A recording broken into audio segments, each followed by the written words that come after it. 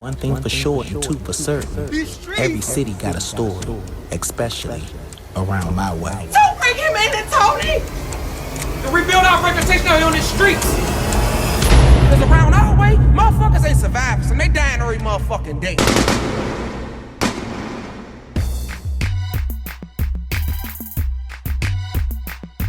Hey, what's up? How's everybody doing? We are on a brand new podcast called Around the Way. Yay! Inspired from Around My Way, the stage play, now turned into the movie that comes out February the 28th here in Washington, D.C. Tickets are already sold out, so hopefully y'all can catch the next production, whatever that is. But alongside me, I am here with the fabulous and talented cast of Around My Way. We have Ziggy Worldwide, Domonique Smith, what it do? and Braedon Jenkins. Yeah. Yes, now before we go further and get into conversation here, my cast members are going to tell you their roles that they play in the actual stage play turned movie Around My Way. Starting with you, Zig. Hey y'all, Ziggy, I play the character Maya. Maya, you know what I'm saying? She's just a character where she's just trying to find her way, you know? So hopefully y'all see her soon and can't wait for y'all to see her. All right. What's up, y'all? I'm Domonique Smith, and I play Jordan in Around My Way. And Jordan is, for those who haven't and seen the play yet, he is full of love and excitement and thrill. And he's been taken through, you know, some stuff. So, yeah. Jordan, what's up, y'all? I'm Braedon Jenkins. I play Detective Johnson, a real aggressive cop, you know, taking his job way too seriously, always trying to arrest people and just taking his anger out on people, just nasty, you know what I mean? And I'm Lonnie Bee, and I play the nosy ass neighbor, the person that knows everything that's going on in the block and pretends like he don't know. Is he the janitor or the neighbor? Well, actually, he's like, well, actually, he is the neighbor who is the maintenance man to the neighborhood. Got you. He want the free rent. Yeah, he'll get free rent. He want the free rent. He don't know how to do shit, but get the free rent. I like that one. So next question for the cast is, how is your, even if it is, your cast, I'm sorry, not your cast, your character relatable to your real life? Starting with you, Maya. Well, you know, my character is me because Really? because, you know, my character taps into her emotion with her family and things like that. And, you know, I can relate to my character from beginning to end in all senses of my role. I don't want to get too much while I'm not trying to say too much. Because you got to come watch it and get to know Maya. So I don't say too much. Okay. No. You want to go? Nah, Okay, no. First of all, I was going to say it's a must see. Yeah. Like, you must come and see it. But it's very relatable to my coming up life. You know, a lot of Jordan is what. When you say coming up, you mean coming up and out as a homosexual? Not even that, but just so that and just the secrecy and the hiding behind it, even not just the sexuality, but just himself and what he keeping everything to likes. yourself. Yeah, he wasn't being himself basically, and so that's that was a lot of what I experienced from being bullied as a kid, and just taking that and not embracing who I've really been. So, but still come and see the play, or the movie or something for sure. So, question, Domonique, how did you overcome being bullied as a kid? Shoot. I just kind of just overcame it. Like, it was just a thing. Did you fight back? Did your mom come up there and talk to the principal? I wasn't a fighter back. Like, I remember one time I'm the oldest, so I would have to take my brother home, and we would walk home from school, and this boy, he would just always bully me, and he punched me, like knocked me out in front of everybody. And then my brother, mad young, and he wanted to fight him, but he was gonna beat him up, and then I would have to fight, and I'm gonna have to fight. But it was just, I just kind of just grew up. I kind of just grew into myself. Thank God I was, you know what I'm saying, I just grew into my looks and stuff, and then I was able to kind of just like maneuver from that. And I think that's where I kind of became a people pleaser, because then I allowed things and stuff make who I it kind of had I'm determined who I was. But in that I just kind of just grew into okay, I look good. Oh, he said I look good, and then I just kind of just went on from there. Yeah, from that. And as y'all can see, Domonique, he stutters on the podcast, but in the play or the movie, baby, you wouldn't even know this motherfucker stutters. This motherfucker is this nigga is a remix when he's talking to you. Shout out to all the stutterers out there, man. But, you know what I'm saying? But in that play, you be like, what the fuck happened to him? Definitely. He be locked in. Definitely, for sure. Yes. Is there anybody else on the panel that's been bullied before? Yeah, me. I was gonna say the same thing as him, and it kind of turned me into a dark person. So that's kind of how I could relate to my character. What you mean dark? Dark as far as like I just started becoming more aggressive in high school, more quiet, more laid back. Like I just wanted to be. I didn't want nobody to fuck with me, so I started to become more dominant in that and using my body language and stuff like that. So that's how I could relate to my character. Oh, okay. And my Detective voice, this my original voice. So I used to this motherfucker want to be an R&B singer tonight. Yes. Hold on, no Diddy parties. Come on, all right. Shit. So that's how you relate to your character. Yeah. Okay. Because I used to get bullied because of my voice. Like in middle school, I went through like puberty and shit. My voice changed, and the girls was like, Braedon, and the niggas was like, this corny ass nigga. Ooh. Right. So. I kind of developed this thing where I just stopped talking. I just stopped using my voice all the time. So with this role, that's kind of the power in that. Okay. You haven't stopped talking since. Yeah, I like that. Yeah. I'm looking for a cue card now. Yeah, but no. So let's talk about the process of this play. Like, I know for me, this is my first time ever writing, directing, producing, and starring in a stage play. Yes, really. Like, I never, ever did this before.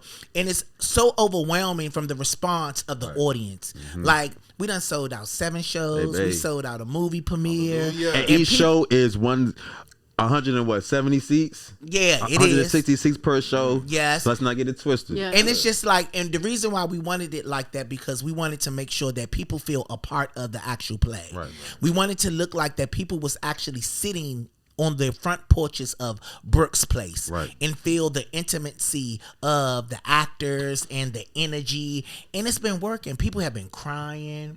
People have been coming up to but let's stop there, Lonnie, for a second with the intimacy of just the play alone and how just the set up, like just to give the people a picture of how who haven't been, just the setup of how Brooks Place was made, because like literally it's really a neighborhood. Like you feel like even for me as an actor, I feel like I'm walking on the street and I'm walking past the porch. You know what I'm saying? I'm walking past the corner, the alley. So like even walking through the audience, like we have a path walking through the audience, it's like the alleyway. You know what I'm saying? So like just that part alone is like it already sets up the character for Maya, for Jordan, for the cops, for everybody, you know what I'm saying, to play their role. So yeah, I know I was trying to say Detective Johnson.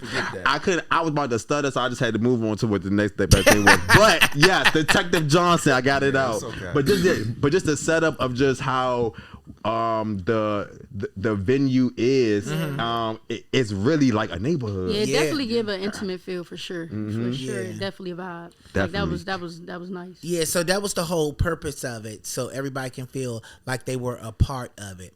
But like I was saying, the process for me, like writing it, it's based off of different situations that I have witnessed, friends I have talked to. These are real life events put into characters, and they're telling their stories, and it's just so overwhelmed to see what you write on paper come to life. Right. So that's the most exciting thing about it for me. And I must admit, I didn't know what the fuck I was doing. I didn't know how to set up a format for play. I didn't know how to label these things, how to put these things. I didn't have nobody that I can talk to, because nowadays you can't talk to people without them doubting you. Right. Like soon as you talk to somebody and say, I got an idea, well, you sure you want to do that? You know, so I don't really like talking to people about my ideas and stuff, because I did talk to somebody, shout out to my friend in Atlanta. I talked to somebody from Atlanta, and they were telling me, Lonnie, you need this. You need this. You got to make sure you had this. You got to make sure. And I ain't need none of that they was telling me I need. I ain't need none of that. Everybody process different. Yeah, everybody process is so different. And then everybody respond to people different. Right. Because to be honest with you, when I thought of these cast members, I didn't have an audition. I called each one of them, and some of them threw themselves in the play. Yes, some of them threw themselves in the play. And I'm honestly and happy that she did, because she's a great addition to the play. Some people put themselves in the play, and it was just like, when we were doing it, they were just doing it to support me. They wasn't doing it looking for nothing or anything. And then for some of them, it was a mental freedom for them. Like just to keep them involved in certain things, just to be like, I'm active, you know what I'm saying? And this atmosphere that we got is cool. Everybody get along. There's no drama. We have fun. You know what I'm saying? So it was a free space for us. So I love them for that, just jumping on board. So for you, Detective Johnson, how was the process? Well, first of all, I was going to say, you're not giving yourself enough credit, because bro called me. He was like, Braedon, I'm sitting down writing this play. I didn't have dreams and stuff. I'm like, dreams? I dream. Martin Luther King. Oh, they coming to him. God talking to him. It's coming through the paper. We going to the top. Hey. When's the first table read? No. I mean, it was just amazing to get those calls from you, just like knowing like you first of all doing your stand up for 10 years straight, you know, sold out around the world, all of that, like, and then for you to step into this new zone as a writer, producer, director, like it was just amazing to watch. Like that first day at the table read, I was like, he was just like, oh yeah, and this is gonna be Detective Johnson, and I'm like, Detective Johnson, who the fuck is that? And then you start explaining the character. I'm like, oh, okay. You killed it though. No, Definitely. definitely. And everybody's still elevating. Yeah. So what was the process for you, Zig? The process for me was just becoming another person, just learning how to transition from being me to who I needed to be on that was on that paper. So, you know, I just channeled Maya and just went in there and just learned and just try to elevate each practice, because I didn't know nothing. That was my first time ever even acting, so I didn't know nothing. But you taught me a lot. Oh, thank you. Yes, I learned a lot in that, and it's been a long time, like 7 months. We did like 7 months. Yeah. So I appreciate you. And I appreciate you for being teachable. Yeah, because you know what I'm saying, you were teachable and you was listening and applying. So that was good. So something that she said, is this your first time doing a stage play? Yeah, this is my first time doing a stage play. So like most people don't know, I've been behind the camera. I own my own production company, Excellent Productions. Shameless plug, you know. You know what I'm saying? You gotta plug it, but yeah, acting is. Hold on, okay, plug your single. Okay, you know, you can follow my single, Ziggy, Halo, and FTW, and also Tired. Thank you. Yes, they're good. What about Toxic? And Toxic too. Okay, go ahead. Acting is something that I've always been interested in doing, just in the whole production aspect or whatever. But I always been behind the scenes, so me transitioning into this, it was kind of perfect, because. Not to make a long story short, but I was at a 9 to 5. They wasn't appreciating me, man. Oh my God. It was some bullshit, you know what I'm saying? Even though it was in my field. Talk your talk. And literally this play, it literally, like God's timing, it was right on time. Because as soon as I left there, this play came. And they even tried to play with me, talking about like, yeah, all you care about is this play. You don't care about this job. And I'm just like, dang. I don't. Whatever. Right. Went on, and now we here. Sold out shows. Hello. Hello. Movie premieres. Hello. Yeah. We going to the top. Big stepping, big business. I don't know if I'm in the sequel. Hey. None of us do. Yeah, None of us do. So I don't know what they saying. Okay. So Dama, what was this process for you? This process has been just me challenging myself, like honing in and doing something different than what I didn't do before. Like like I said, I've been always like kind of modest about just my talent, you know, a lot of times. And so now it's just like even though I am expressive, but it's something about this process of me just being intentional on making sure that I, one, do my best, and two, make sure that I express to the world, you know what I'm saying, who Domonique Smith is. So this process has been a great process, number one. It has been man, it's been a retreat. It's been spiritual. We done had prayers too. Yeah. We done had support groups. Talk about it. We done been in therapy. We done been in, man. I'm trying to tell you, we done argued. We really set foundations to come to be able to stand and entertain these people that have come to support us. So it has been a good process, and just a growing process for me. And I think that's the beautiful thing about all that we put in before we got on stage. Right. I think, you know what I'm saying, even with like the conversations, the drills that we were doing, the freedom to speak about, you know what I'm saying, what was going on with us personally and stuff like that. I think that really made the stage play such a sight to see. Right.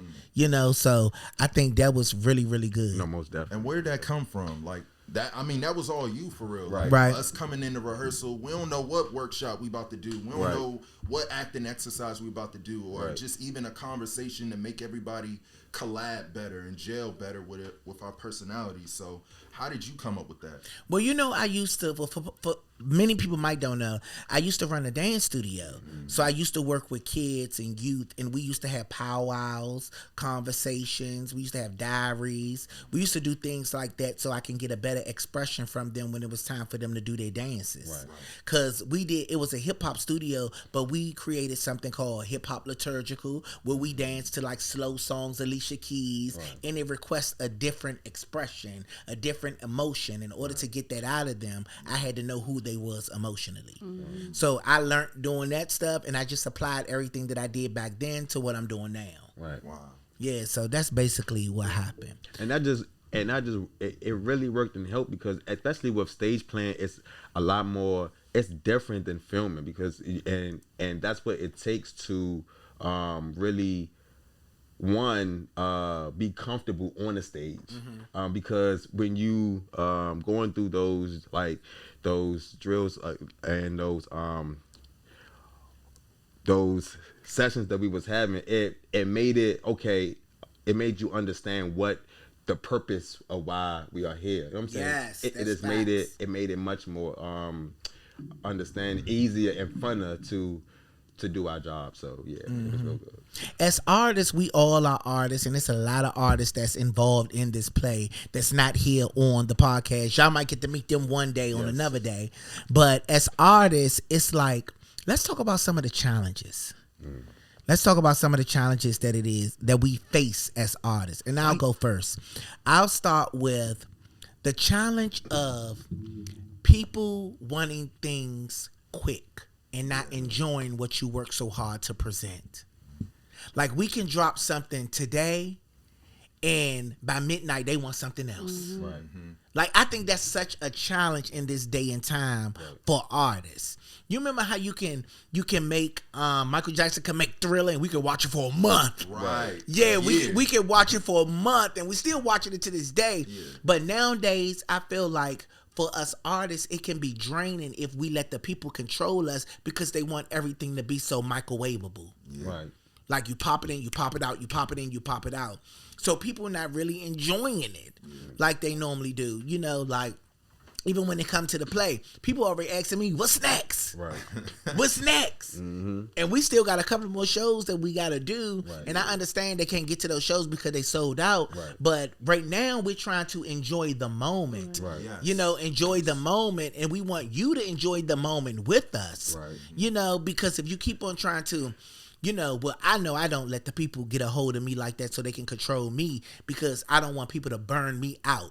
Yeah. So I really know how to tone things out and just do things for me. Right. You know what I'm saying? Like, I'm not about to let the people tell me what to do, when to release it, and do this and do that, because mentally they don't know what I'm going through, mentally or physically. Behind the scenes. So, behind the scenes. So that's why it's important to stay committed to your rhythm and stroke. Absolutely. Yeah. So what about you as an artist? Even if it don't have nothing to do with acting, by you being a musical artist, you know, what's some of your challenges? Some of my challenge would be probably just being independent and just trying to just do everything on my own. I guess, you know what I'm saying. No team, no manager, team, no manager, no nothing. So, and it's like it's just the challenge of trusting people too within this industry. You know what I'm saying? You can't really trust people. People sell your dream every day. You be like, I'm gonna take you to Sony right now, and be taking you in a building meeting with a dude you don't know where the hell he came from.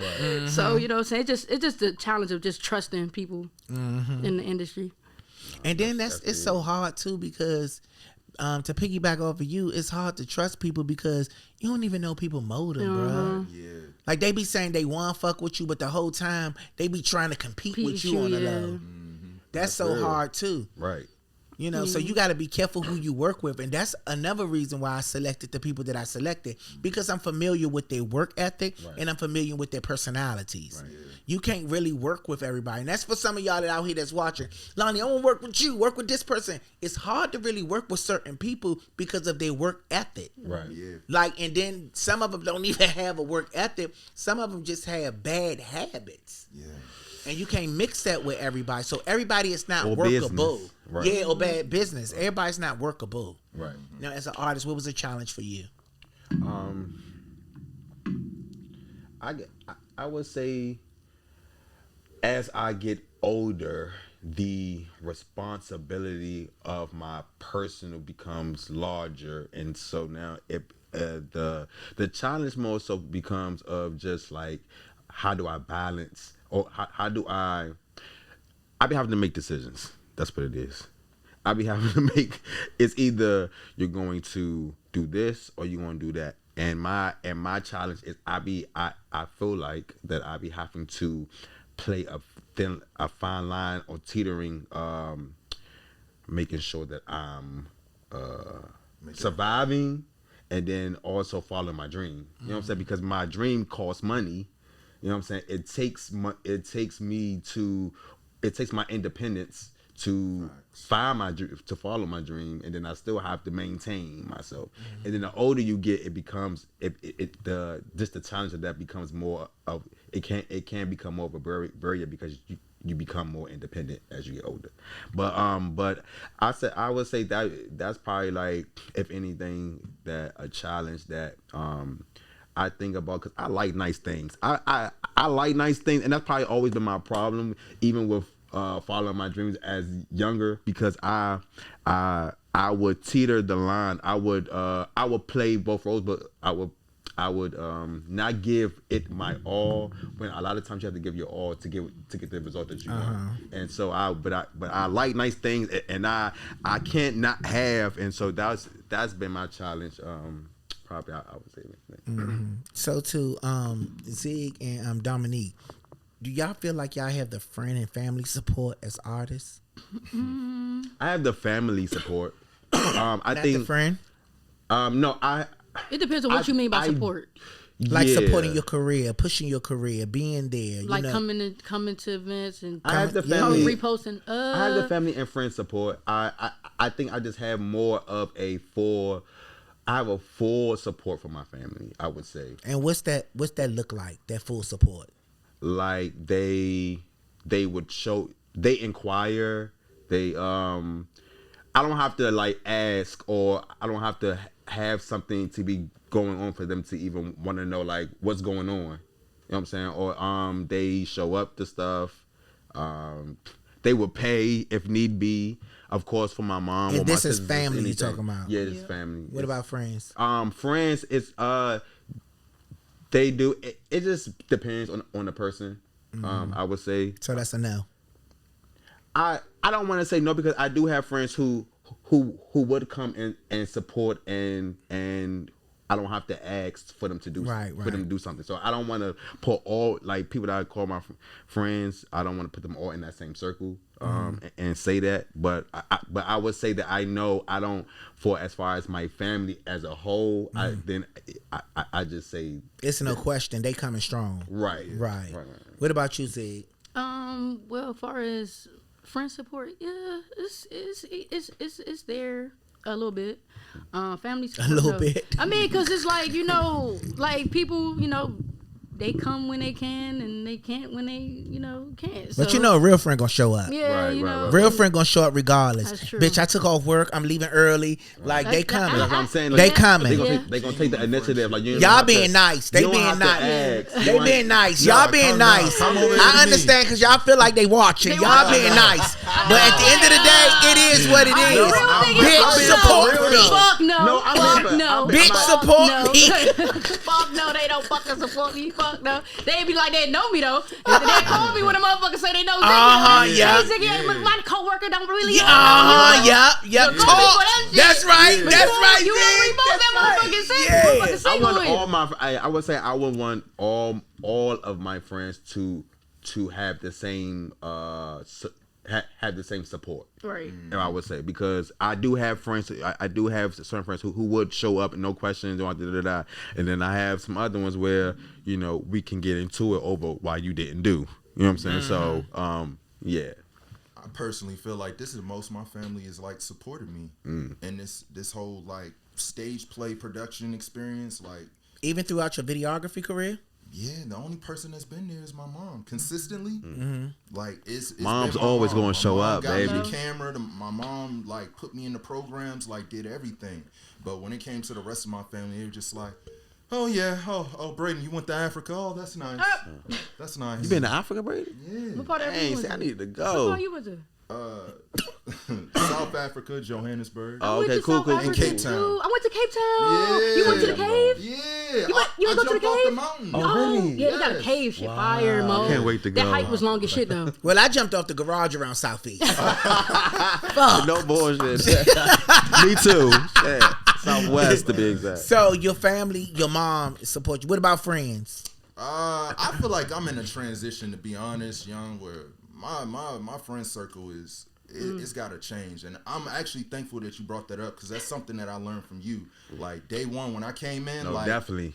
I felt like respect and loyalty is earned. It isn't given. And I think I took that the wrong way when I first started working for you. Because, after the shows and everything, you had your circle and all of y'all go out to eat afterward. I'm like, damn, he ain't asked me if I wanted to go out to eat. I'm hungry. The cameraman is hungry. Hey, I want to Jay, eat. come on, Brady. Go ahead. This motherfucker trying to make me look bad. Go ahead. Don't worry, because I'm ready. I'm ready. Don't forget, I'm Joe motherfucking Button. I'm Joe motherfucking Button. 10 years, I'm baby. ready. I'm Brady Joe said 10 Button. years. I'm Joe Button. Go ahead. But what I'm trying to say is respect is earned. It is a given. So I had to work and earn his respect as a person. I had to basically put myself in position to be in that spot to get in his circle. It wasn't just going to be, oh, come on. Like, nah, like you got to earn that. Right. That's why when people hit me up when true. when they was picking people for the auditions, they be like, yeah, bro, what happened, man? I was trying to get in there. Nobody told me. I'd be like, 10 years. Yeah. 10 years. Have you been around for 10 years? Oh, I'm sorry. I can't do nothing for you. That's true. But it wasn't just respect. It was trust. Yeah. You know what I'm saying? Because I'm a very vulnerable person when I'm with my friends, and I share real certain you stuff are. with my friends, and I don't like, just sharing free stuff around everybody because you don't know people's intentions. And I know where I'm going, in life, and then when you reach them certain heights, here come them people with them bitter spirits. They want to sell something to TMZ and shit. You know what I'm saying? So you got to be careful with like who you have around you. Right. So that's what I was with it. It wasn't nothing I feel against special. you. No, I know. We feel I know. special. It wasn't. He's a lovely person. It was- No, it he's a was- great person. He's It a wasn't- great He's a person. divine guy. It wasn't nothing Sometimes. against you. It was okay. I'll be back. I'll visit this street in a minute. It wasn't nothing against you. I can't. It was just that, you got to be careful. Yeah. Right. You know what I'm saying? Even when you work with people, you know what I'm saying? And I look at the people I work with as co-workers. Everybody not my friend. That's true. Just because I'm my own, you know what I'm saying, entrepreneur, Right. that don't mean that we all friends. Yeah. You know, you got to be careful. And that was a new journey and a new chapter for you at that time. Yes. January 3rd, 2025. Exactly. Anacostia Art Center. No, not 2025, 2015. 2015. Yeah. 25. Damn, You how in the you future, doing? baby. Right, what the See, fuck? We yeah, ain't even in there. we working in the future. Yeah. He's going through a transition. Yeah. So when it comes to me, family, and friends, my family is lit. Like, No, my definitely. family is lit. And when I speak of family, I'm talking about my mom's side. Like my mom and my aunts. You know, like I don't want nobody confused. Right. You know what I'm saying? Like those they just lit. Right. And they would show up to anything that I do, but it's based off of me. Right. Like if I say, y'all can come. They wait for me. Right. No, they do. They wait for me, and they will help out with anything that I want them to do, like be at the door, stuff like that. Right. I just choose not to put them there. Because I believe, like, this is something that I believe, like, when these curtains close and these lights go off, because there will be a moment. Yes, it will. It will be a moment. Or these people out here that love you, and when they begin to hate you, because there will be a moment. People love you when you're climbing. And then when you reach a certain peak, they just trash you for some reason. I don't know why people do that. They just trash you. Like, we were all rooting, and I'm still rooting for Beyonce. Now, people just talk so bad about her. Like, I don't get it. yeah, I don't get it either. Like, That's another story though. We going to I don't get that neither. Like, this is the girl we was rooting for. Like, Right. what happened? I mean, just anybody we root for, and people just tear them down when they reach a certain, I guess they feel like, oh, bitch, you made it now, you rich, and all that other little stuff. But I try to keep my family separate from this world because I'm going to need them when that starts to happen to me. Right. You know what I'm saying? So that's why I keep them separate. Now, my friends, they going to show up. They gonna show up. Bitch, we coming. We got tickets. It's time where I don't even know they bought tickets. Right. Yeah, all I know is they called me talking, no, am I going to get a good seat? I'm like, bitch, what you talking about? I got my ticket. So, you know what I'm saying? So, I got friends like that. I don't ever have to worry about. And there's 6 of them. So, that's it. I don't have That's to a worry good about 6. Yeah, that's a Six good is a good 6. number. Solid. That's a good Okay. 6. Like, it's 6 of them. Like, and they just always show up. So, I don't be worrying about stuff like that. Good. So when it comes to the entertainment business, the business that we're in, because we all are entertainers. Correct. When it comes to the entertainment business, is it a chase for popularity? It just depends who the person is, because I know I don't chase popularity. I Okay. don't even like fame, to be honest. So when I be outside in Really? music, I don't. So why you I'm in the anti music? because I honestly, the real reason why I got into music, I swear to God, it's the real reason why. I woke up one day and I said, I want to try it. Never did it before. Never had no musical background. I want to try this, and I tried it. And my first song I put out, it did 20,000 views, and this was like 2015. So right then, 20,000 views from an independent artist is great. Yeah. So I'm like, shit, I'm about to keep going, and I just kept going because I gained fans. So I had to feed the fans. Like I done started. Like people will die for the type of, you know what I'm saying, like what I have. You know what I'm Yeah. saying? Like people want that, and I don't. Like I just be like, oh. So what's your actual passion? Traveling. It took me places.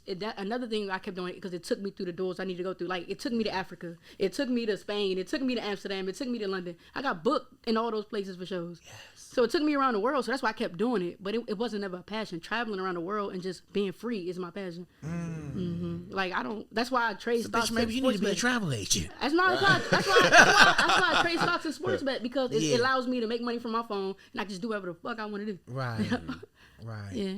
Oh wow, that's good to know. Right. I mean, no. I want to act though. Don't get it twisted. Don't, No, I'm talking about pertaining to music and all that other little No, stuff. music. That's why I don't really like. Because the put it reason out why like I that. asked that, do we chase popularity? Because, and this is no disrespect to no one, but it's more people popular than talented. Exactly. Yeah, that's true. That's why I asked. Yeah. It's more Right. people that's really like they don't have it and they put in position because of who they're connected to Exactly. or stuff like that. That's why, you know, that's why I don't have a passion for it too, because of that. It's all about who you know. And a lot of people that's out is trash as hell and shouldn't be doing nothing, but it's all about who they know. Right. So that's really like, man, you know what? I give up. My cousin ain't this person, so fuck it. I give up.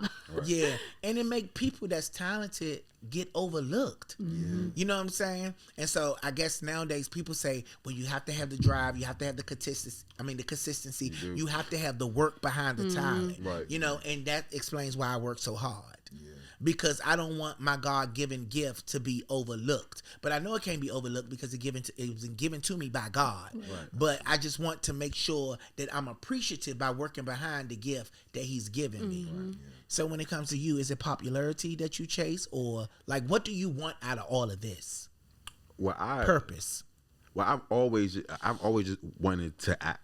So, and also my grandma would always say, be intentional on what you're asking for, because you can act at your local church in the basement.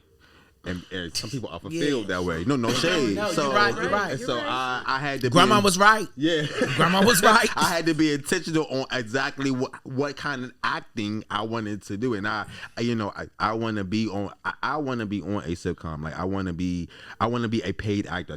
I want it to be my livelihood. So that's the. I want my talent. It's always been the talent for me, but as the world turns, that what they want. You know what I'm saying? A lot of people want the popularity with your talent. Right. You know what I'm saying? It's not like a package thing. Like you gotta. Music is one thing. You don't really necessarily have to have the talent per se. You gotta have more of the popularity. But as because ain't nobody really singing. But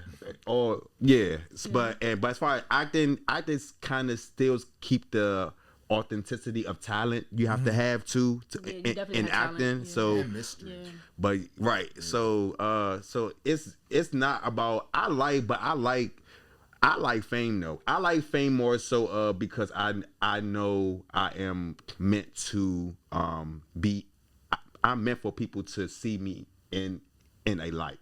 So do you believe in that slogan? What? Fame is a drug.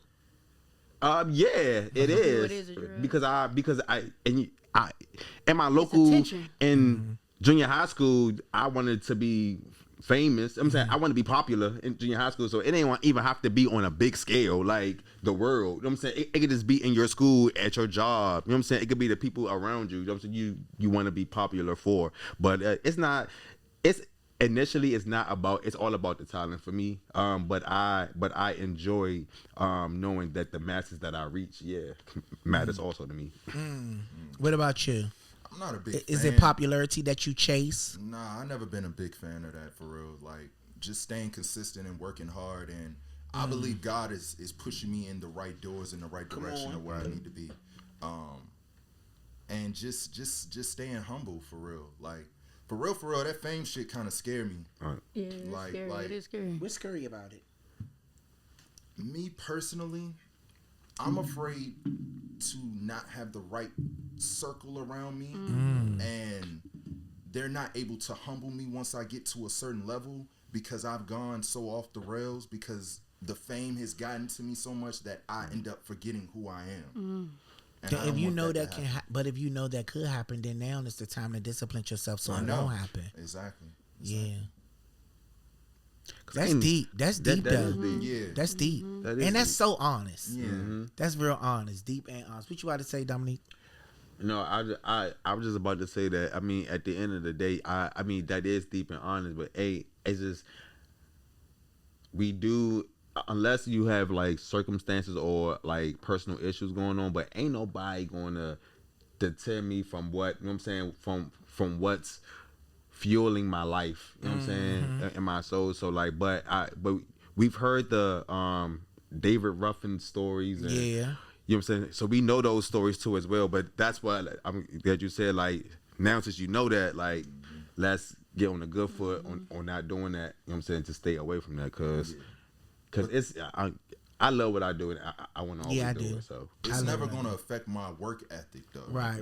I'm still going to work hard, and I also realize with this whole chapter of what's going on right now, because you know he got different chapters. It's chapter 1, chapter 2, all this. He got axe, y'all. He got axe. But you know, I think I'm about to say Johnny because I'm so used to the play. But Terrell the artist, he has this thing where it's like this is ministry. So when we go out there and perform in front of this audience, you never know who you're going to touch with your performance and what you're acting with the arc, the character arc of what you're portraying on stage. So I'm also aware of that too. Like always want to be open because you never know whose story you're telling. Exactly. And especially this play, because this is not your regular living color. Like people, like that's what said, they thought. People are trying to. It's a comedy. It's like it's going to be there. There is the funny in it, yes, but it's me. Yeah, because I definitely. That's where the ministry comes in at because it's really each storyline is really making a point. Exactly. Has a point. After the show, a couple of parents actually came up to me and was like, "Your story touched me because that was my son," or da da da. And you know what I'm saying, I had to come out and I was like, "Oh my God."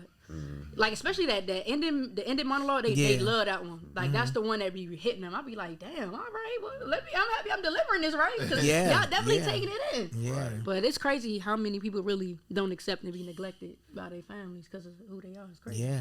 In one incident, 2 ladies at the last DC show that we had came up to me based off of one of Domonique's parts. And she said she haven't spoken to her. I hope she watching. She was like she haven't spoken to her gay cousin in so long. She said, but after watching, Domonique do his performance, she left right after he got off a stage. Told her friend she had to go to the bathroom and called her gay cousin. Yeah, because she probably thought something would have happened to her. What she would have thought. Like I love my cousin for real. Like just because he gay don't mean I love him any less. Like, how does that make you feel? It make me feel. And that's what I was about to say. I'm not chasing popularity. I'm chasing purpose. Yep. So, and I feel like this is my purpose. Right. Like, because I feel like if you're doing something and they have no meaning to it and it's not changing lives, then it's pointless. Right.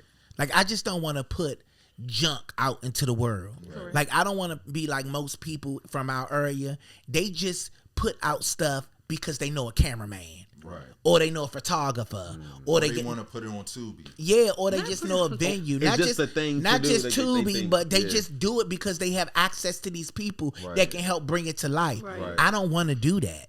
I want to do things with purpose, of substance. You know what I'm saying? Make sense. That's life-changing, and people actually can look back years later. Like, I don't want y'all to ever look back at this moment and feel like, damn, I waste my time doing that shit. I want y'all to look back and be like, bitch, that was a moment right there. You know what I'm saying? Like, and that's my whole purpose. That's why I take my time when I'm doing it, and I put thought behind it. Because people just put shit out just to say they can do it. You know what I'm saying? They chasing the popularity. They chasing the numbers. You know, I want to make a difference. That's the difference with me. Like, I really want to make a difference. Because you're not even for the audience with the message, though. You're really making a difference for us too. Because you know what I'm saying, you opening our eyes up to different things, just the influence you have on us. It's like this moment is just life changing. No, it is. No, even for me. Yeah, even for me. Life changing for sure. Just by working with y'all and y'all just making me feel like, damn, I can do it. Like, you know what I'm saying? Just seeing it all come together, it's like, damn, I really can do this. That shit crazy though, how you really put this shit together with no experience. It's crazy. Like, nigga, from YouTube to Academy. Bottom, like, what? Nigga, whole production. Like, I didn't even look on YouTube. Oh, okay. I didn't. I just wrote and I just visualized things of what people went through. And I just put a scenery in my head of how I wanted to look. But you know something? People can't tell you how to do your vision. So, you know what I'm saying? It's like, you know, you got the standard way people do plays, but they don't got to be like that. You know what I'm saying? But so you brought your vision to life, and it was different and it was beautiful. And I'm happy I was a part of it. Yeah. I'm just glad that y'all was a part of it too, to show me that I can do it. Because even when I was doing it and we were, you know, rehearsing and stuff, it put me in this zone where I just kept writing. Like, and even if I get writer's block on one thing, I will stop doing this and something else will come to my head and I start writing over here. I just kept writing. So I feel like that this is my new chapter. This is my jam. And I'm committing to it because I feel like if God give you a sign, you can't ignore the sign. No, for real. Because if you ignoring the sign, you ignoring what he's commanding you to do. And I don't want to be disobedient like that. So that's why I'm just following pursuit with the whole it's thing. It's go crazy. You better be obedient. I can't wait to see this movie. Oh my gosh. Like, so let's talk about that. Let's talk about a little bit of that. Yeah, let's talk about the movie. So how is it? Like, how is the process of the play and the movie? Is there a difference? So we just wrapped officially. Everybody pop that up.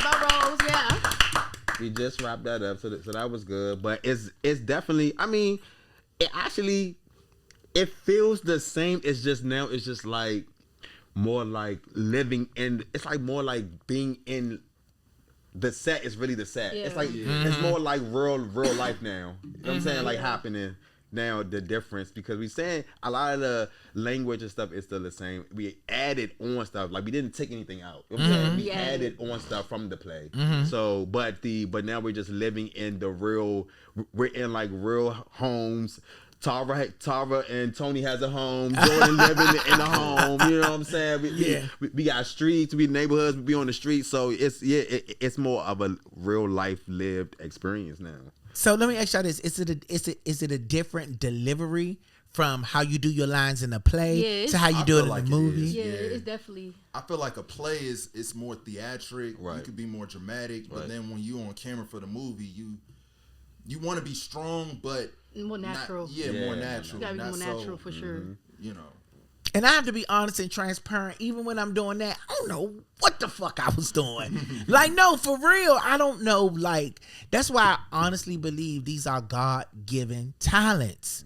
Like, these are God-given talents. It's just like things are planted in your head as a visionary, and then you just see it, and you just tell people to do what it is that you see. Right.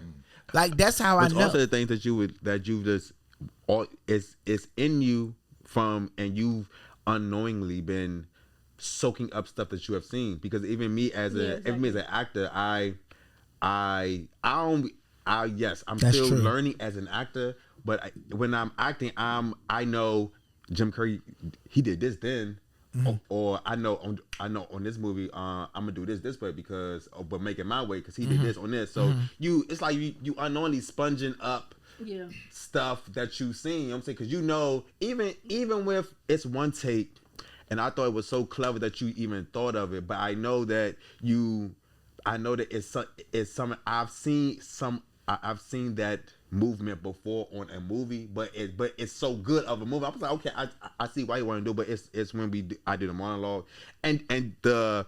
Okay. I know what you're talking. I love stuff like that, and to know that but I know that it's that you soak stuff that it's God given that you've unknowingly been soaking stuff that you have seen on TV, which now you can be able to put it on. You know what you're doing. You just didn't know that you knew that you was gonna be doing this right now. Yeah. So But in that case, I know what he's talking about. But in that case, that particular moment, what I did with that moment is I put myself in the living room and I said, how I want to view this from the TV. Right. How I want to see it. You know what I'm saying? Like, how I want to view this from the TV. How I want this to look. Right. So, you know what I'm saying? So I did that. And you're absolutely right when you say soaking up things, because me even being on set in certain movies that I have done, like Dying to Be Famous on BET Plus, and sitting around Damien, shout out to Damien, the director, and how he direct things and what he did and the things that he told the actors and stuff like that. Now, he's great at what he do. Right. But there were certain things that I said, I would have said it. I would have told him to do this. Right. Or I would say, and now my opportunity to say those things is what I'm doing now in this movie. So you were right about that part. So that's factual. Absolutely. Yes. So let me ask y'all this. Do you think movies even have purpose, or we living in a time of reality TV? Movies are coming back. Shows and movies are coming back. Shout out to the Penguin and stuff, because I mean, for real, because I feel like the Penguin's a show. It's a show. But Domonique, are they coming back, or are people just putting anything on TV? I feel like anything. I feel like it's so easy now to put stuff on TV. Because I haven't seen a good movie like Menace to Society in a long time. We out Boys in the Hood. Okay, well, Poetic Justice. We out here. Set it off. I feel like Jason Lerner. Rest in peace to John Singleton. You just named 3 movies of his. Come on, John. So rest in peace to him. So we would never get that kind of film. And those are my inspirations. I want everybody to know this. Those are my inspiration, because I know this day and time, everybody keeps saying Tyler Perry. Right. Okay, because that's what y'all familiar with, because Tyler Perry has been doing plays and stuff like that, and he's great at what it is that he do. But my inspiration are those movies. Eddie The Murphy. Spike Lee, Eddie fucking Murphy. Lonnie Lee. Spike Lee and Lonnie Lee. Like, those are my Definitely. inspirations because they were visionaries. Yeah. They were visionaries. The way that Spike Lee shot Malcolm X was brilliant. Yeah. The way he did Crooklyn was brilliant. Crooklyn. Do the Right Thing, brilliant. You know, like, that's the stuff that I get inspired by. I'm getting hot. What's the other one with Tisha Campbell and Tashina Arnold? House Party. School Days. School Days, yeah. With the Delton again. I was about to say Little Shop of Horror. I love Little Shop of I Horror. love Little Shop of Feed Horror. me, Seymour. I'm missing all the And with shows. the plant, the little plant be talking I'm like a missing all the monster. shows. Yes, but I feel like in that time, those was the movies with so much substance, and cinema. now it's just a whole bunch of gay shit. Yeah. No, It's a different no. era. Yeah, they And wasn't shaking No. ass putting and it on strippers. TV like they And is as a now. gay man, I'm saying it. And strippers engaged in gay shit. The sex scenes with the men are more detailed than the men and the women. And these Like, studios, it's some freaky shit going But on. You know but what that's, that means? but that's nostalgia. only from It's a lot certain of trapped in the directors, though. closet. That's only from certain directors, They be though. trapped You in know the what I'm saying? closet. Because Tyler Perry's going to do that.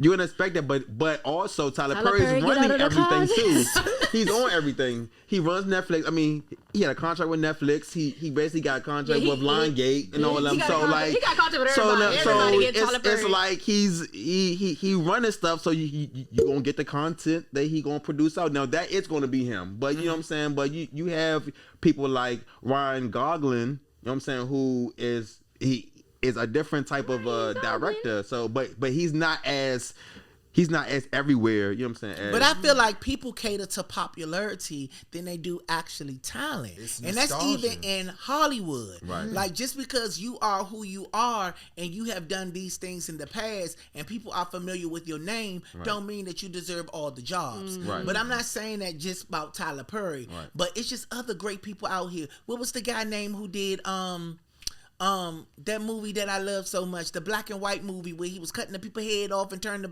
giving the black people the black people the white people brain.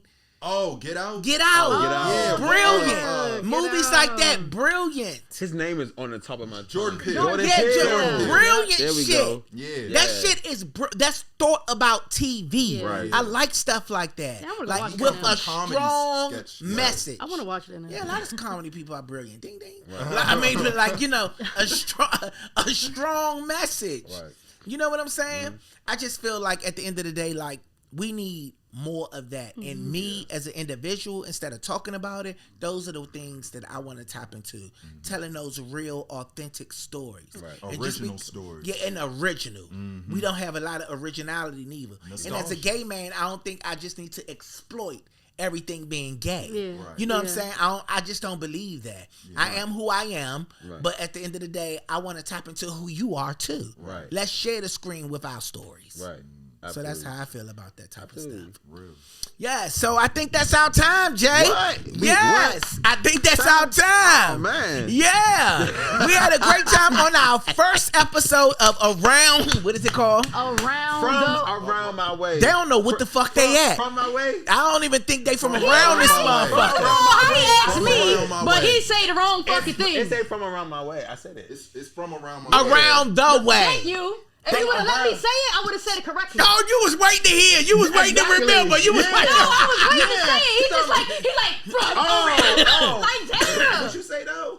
It's from You around. still loud and wrong. All right, we don't my matter. soul. Look, She loud Maya and and wrong Jordan. on my I soul. No, think that's next wrong. episode- It's from around the way. That's a Yeah, misprint. exactly. That's a Says misprint. again. It's from around Yeah. the way. It's That's a misprint. So you Well, need to mind well, your business. Whoever made the flyers need to do them right the Yeah, first time. yeah. He gave us our money back. Yeah. Oh, let me- So Thank yeah. you. So yes. So I'm Lonnie Bee. This is, Ziggy. Domonique Smith. Braedon Jenkins. and you can find me on Instagram at I am Lonnie Bee. At Ziggy Worldwide. Domonique Smith 4. Braedon J. Acting. Yes, and you can catch us coming to a stage near you. Period. A theater near you. A theater near you. And a Okay. screen near you. And it might be a streaming service near you. Okay. And it might be a big ass studio in DC near you. I got $5 on. I got $5 on. So thank y'all so much for tuning in today. We appreciate the love and support, and we'll see you next time on Around the Way podcast.